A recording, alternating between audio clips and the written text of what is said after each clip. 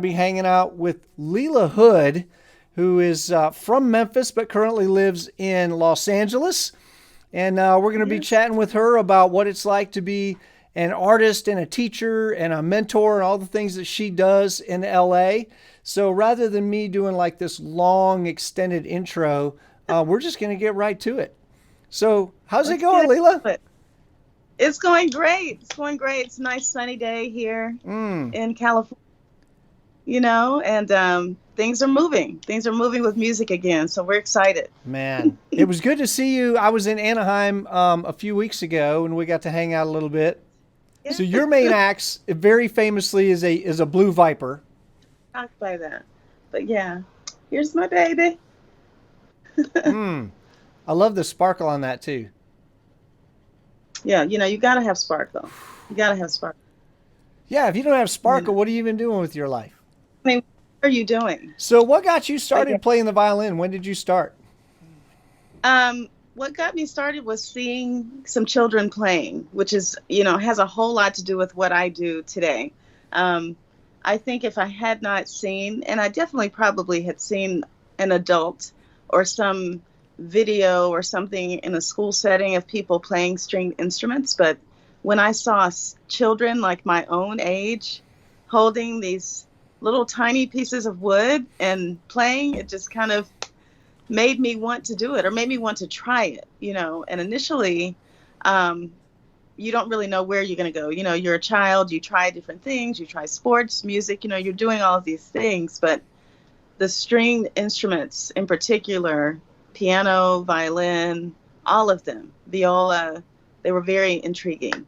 So I think I have to continue doing what I do, which is taking my students out in the community. Every time we play, they meet some children who are excited about it because they're seeing kids that look like them, playing the instrument. So that's how I even came into all of this. Oh, that's awesome. Yeah, So that was yeah. growing up in Memphis, then, right? I was growing up in Memphis. I saw some kids playing from the Memphis State at the time, is what it was called, Suzuki program. And they were in full tow, playing things from memory and playing things I could recognize from folk songs like Twinkles all the way up to like advanced classical music. That I was just intrigued. Um, so that's my foundation. I was a Suzuki kid, but I have since transitioned. Yeah, right. Haven't we all? Yes, yes. So, what was your transition, or I guess not even a transition away from, but the addition to? How did that work? Where you sort of were able to add jazz and R&B and rock to your repertoire? I think it was just life. Let's just say that. I was playing very heavily classical music, studying and auditioning and participating in workshops and orchestras like at Carnegie Hall and with Maestro Alexander Snyder, who's no longer with us, quartet coaching with Isaac Stern. And in the midst of all of that, my cousin at the time in DC played a Jean-Luc Ponty album for me, Oh yeah, followed by a Noel Pointer album. And I think my brain popped somewhere in there. Um, because I grew up, buying sheet music to pop songs, but I would play them on the piano. right. And never did I think about transferring the music to my violin. It was like it was not to be touched in that way. Hmm. So I think once I heard those albums, it just kind of gave me license to think outside of the classical box and start pulling in things that I really enjoyed playing. Although I love classical music, I mean, I was a rock kid. I love rock music, and jazz and all these different styles. I'm from Memphis, so the blues and soul and R&B is really deeply embedded.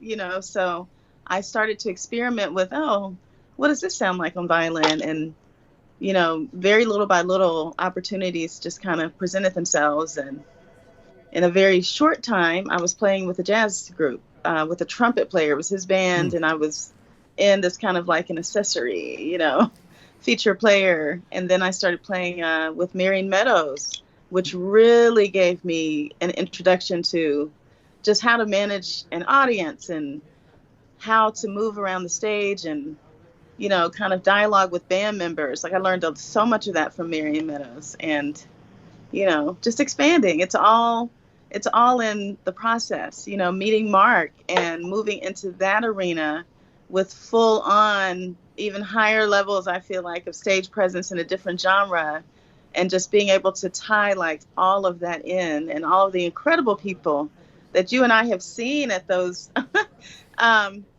events and performances. Everything that we experience becomes part of us. And I think it shows up in what we do. So now I'm just a whole big ball of a whole lot of people. Aren't we all? And yeah, we're just taking that journey through that. No doubt. I've got a video that I want to share with people.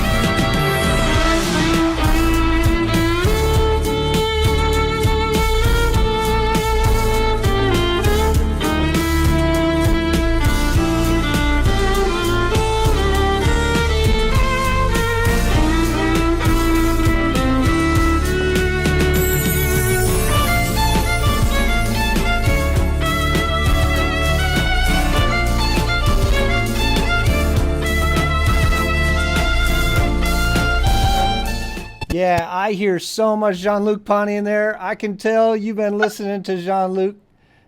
I mean, I don't know. You probably can't see that, but there's a lot of Jean-Luc Ponty albums in this place. Man, if you're going to have some influences, that's a really good choice. Yes, yes. Yeah, I love that. And what a great idea for a video. Like we're just we're gonna follow Lila around for a day, and then she's gonna play. Yeah, we're just gonna walk around and catch some dreams. Think about LA. That was shortly after I moved here, so okay, that was a fun one. So the move out to LA was because of what? For a performing career? Yes, definitely for that. I was doing well in Memphis, but I think I had cycled around all of the possible gigs in the entire region. So I was doing them all just in cycles. And it just was kind of like, what else do I want to do with music? And, where am I really trying to go with this? And how many kids do I really want to reach around the world? And here we are. So I was also doing work back and forth to LA. And as an artist, and I share this with people often, so many times I would come out here for a week or 3 days or a weekend, and you'd network. I mean, it's inevitable. So people would ask you to do or ask me to do things beyond the time that I was there, like major opportunities. And I would always have to say, I'm leaving on Monday, or I'm not here next week. So I started saying those words too much, and that was also part of the influence, was always leaving work on the table every time I came here. Right. So now it's hard. It's a lot harder. LA, there's a lot more opportunities, but there's a lot more competition too. And it's a lot more expensive to live there than it is in Tennessee. Oh, yes. Oh, yes. Oh, yes. So there's that balance, and for any artist, I'm sure people are making the pros and cons lists about pretty much everything that we do. So no doubt. Just the opportunities have definitely outweighed the cost of living and the transition. I mean, all of it. So many things have outweighed it, because when I now can reflect on having been here now for 7 years, it's like the list of opportunities, I could not have made some of them up. I mean, even some of the auditions I was granted that I did not get selected for, but still the work was there.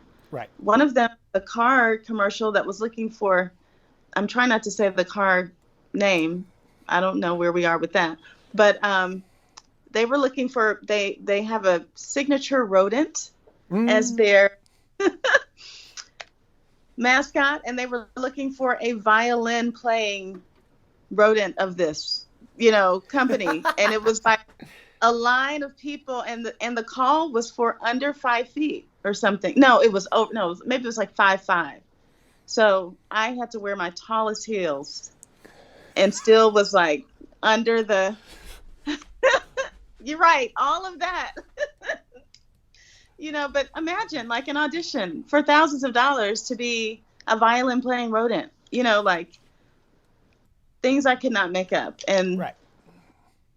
Opportunities, getting to sub in very quickly for a Stars Born session with Lady Gaga conducting us. I mean, I cannot make that up. Like in Tennessee, I wouldn't have been able to create that vision of what could happen, and it's not all classically related.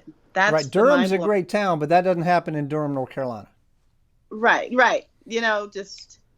And things happen quickly. So yes, there's a lot of competition, but it makes you move faster. Like the current is faster, and you'll find there's still room for everybody. Like there are fantastic jams going on. Like you can hop from one to the next, and there's so much support that it's just do your thing, man. I think it's gonna work out. I just think of how many of the progressive or creative string players that I know are in LA. Like a lot. I'd probably name 20 right off the top of my head. Like killer players out there doing amazing stuff. It's New York, LA is where they're at. Yeah, exactly.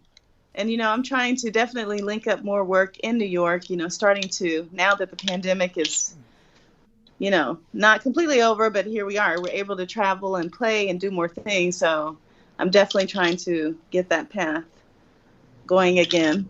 Right. And I'm always seeing people going back and forth. It's like, wait, I thought you were in New York. Oh, well, I'm in LA today. I'll be in New York next week. Yeah, today, next week.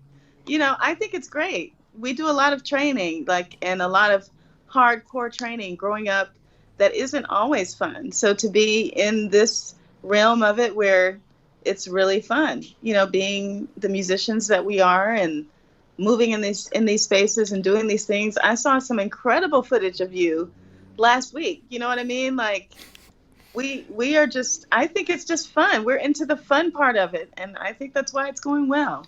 Yeah, I wasn't in New York last week. I was in Olathe, Kansas, the rolling metropolis of Olathe. The Mark Wood Rock Orchestra camp is in Olathe, Kansas, and like the rolling metropolis. I love that. The just the studdiest of the stud players are there, and it's ridiculous how good those players are. So it's a lot of fun. Yeah, but 1 week a year, it is the place to be. It is. It's a huge deal. Yeah. So tell us a little bit about your teaching.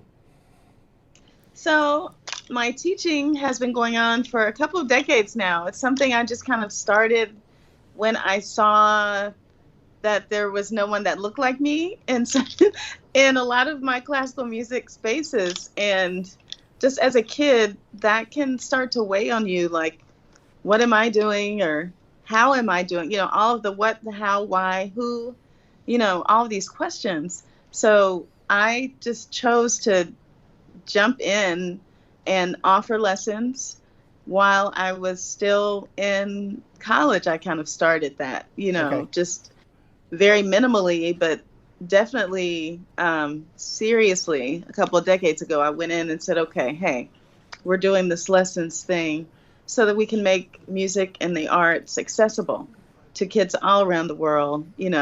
That was my big vision. I didn't know how I was going to get all around the world at the time, but I was like, all around the world, kids need access.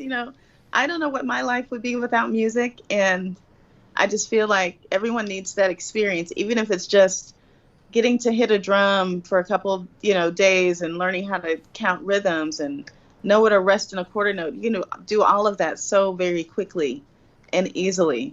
And kids walk away feeling accomplished and confident, so it's pretty cool. I jumped in, and it has grown into now including virtual lessons, and there's a small youth orchestra brewing here in LA, and you know I'm hosting an orchestra jam night, so it's all about access and making sure that everyone in the community has a chance to experience not only classical, I don't even want to say classical music, because even my young students are playing jazz improv on open strings very early. So just to experience music on a classical instrument, which mine isn't even classical. So, it's like, you get where I'm trying to say. Yeah, for sure. We're modernizing the thought, and modernizing, who has access to the classical, these string instruments. I don't want to call them classical, to string instruments. Just increasing the access is my goal. That was Yeah, my long, short answer. that's fantastic. So you are at you've got your own studio, right? Yes. I have about 40 students here in LA on piano and or violin. And then I have school contracts, which are now resuming, which Mm. we have not been to schools in 2.5 years now. So some of those school contracts are getting um, their act together. No, not getting their act together, but things are resuming. So we'll have more access to kids and after school programs, and just kind of get everybody excited again. They seem to live for the performances. Oh, no doubt. So if we can just work our way to the performance, then hey, you know. And what age are you starting kids at? I start at 3. I have taught 2. I mean, that's my jam. Wow. I love the little people. That's And awesome.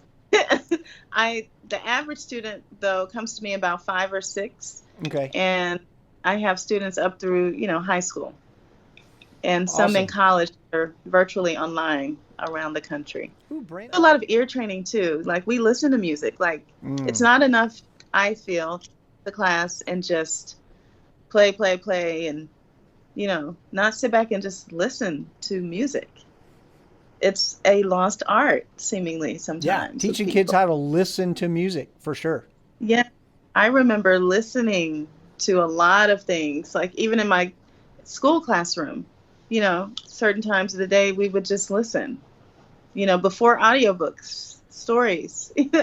So I try to incorporate a lot of that just to make sure that they're getting the whole experience and not just feeling like some teachers just, you got to play this and you got to memorize this and you got to do this. It should be fun. I love the question like, well, what should we teach kids to play? I'm like, teach them anything that's fun for them, because the more Yeah. fun it is, the more they're going to play. And the more they play, Yes. the better they're going to get. Anything that makes them want to play. And the more they're going to practice as well. Yeah. Yeah. Which is the same Yeah. thing with reading. What do you want your kid to read? I don't care what he reads as long as he's reading. Exactly. Read the cereal Exactly. box. I don't care. Yeah.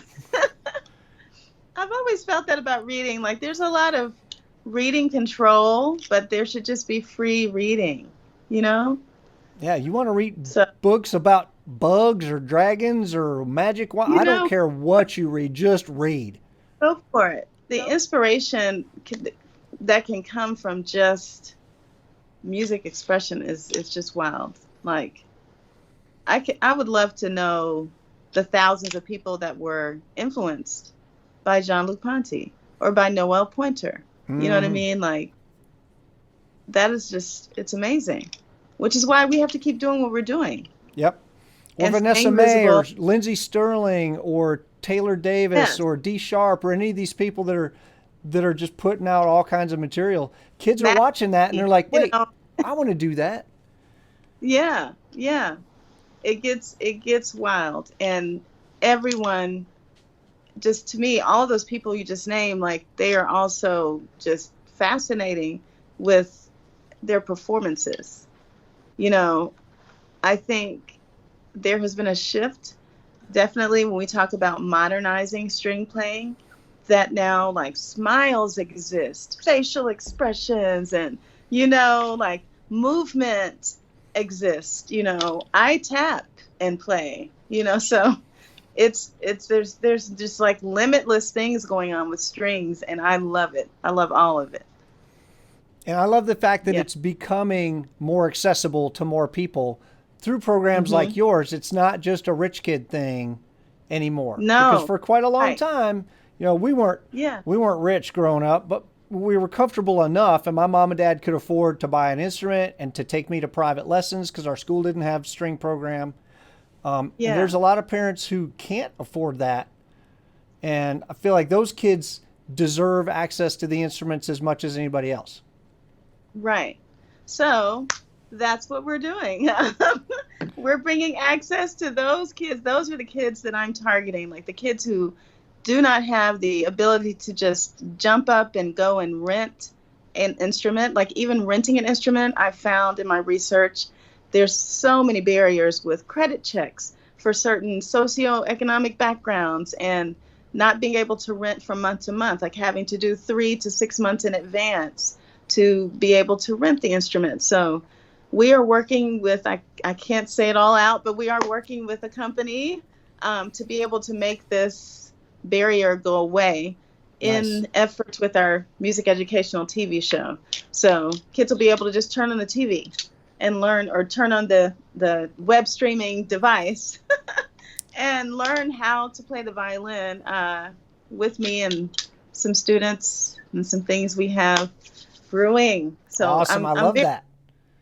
yeah, like I mean the access I feel like is about to just, you know there's not going to be a gatekeeper for this. So I Mm, think I want to be a gate opener, a that's gate right.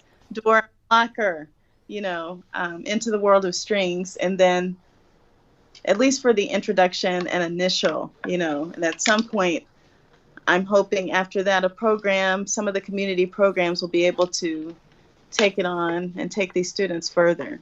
But we have to start and we have to catch them when they're young, because otherwise we're never going to see the Right. diversity and inclusion that we want to see like at the higher levels later. So Right. Because it that's doesn't happen. We don't have virtuoso level artists until we have little kids that are learning how to play, yeah, Mary Had a Little Lamb. yes, yeah. It just will not happen. So Yeah. And then so many genres of music too. Anymore, mhm, you can't look at a violin and go, oh, that's not for me because yeah, I like mariachi music or I like Latin music or I like rock or I like mhm, jazz or I like whatever. You can't look at any genre of music and say, well, the violin's not for me because it's not in that genre of music. That's no. just not the case anymore. It's everywhere. It's country. I'm seeing ensembles with every style artist now at the Grammys has strings behind them, it seems like, from hip hop to, pop, soul, everyone. There are strings involved, and it's a really cool time, I think. So you're right. You cannot. Whereas when I was growing up, I felt like there wasn't any place for, Right. in any of the music that I liked, for violin. And it's great to see. It's great to see. Well, it's a lot of that is thanks to people like you that are out there doing the work every day and getting it done. Oh yeah. Well, it's fun work. It's fun work, you know. I enjoy it, and music is just it is me. That's what I do. So I know for a lot of students, it may not be your end goal, but I have students who are professional attorneys now, doctors, in all, I mean, finance, all kinds of areas that they work in, but they're still able to kind of go back and have a moment either on piano or violin when they need to calm down or, you know, relax or just have a moment of enjoyment. They're still able to go back to it. So that's what makes me happy here. Well, where can Yeah. people find you and your school and your foundation? Where can they find all those things? Well, you can find me most easily on Instagram these days. It seems like for connection, that's at the Blue Violin Official. The Blue Violin Official. THE. Everyone always asks me that. Is it the THA? That's kind of hip. I should have thought of that. But no, THE. Blue Violin. The Blue Violin Official on Instagram. And for classes and student information, you can go to blueviolinclasses.com. That's the best place to find us. My students are also booked for opportunities if you need students in your videos or if you need students to come out and feature and perform at community events. We do a lot of that. So they get booked for a lot of those around LA. But thank you so much for joining us. And everybody, give her a follow. The Blue Violin Official on Instagram. Go to her website. And, if you've got an extra couple $100,000 laying around, you can donate to the school and help some kids learn some music.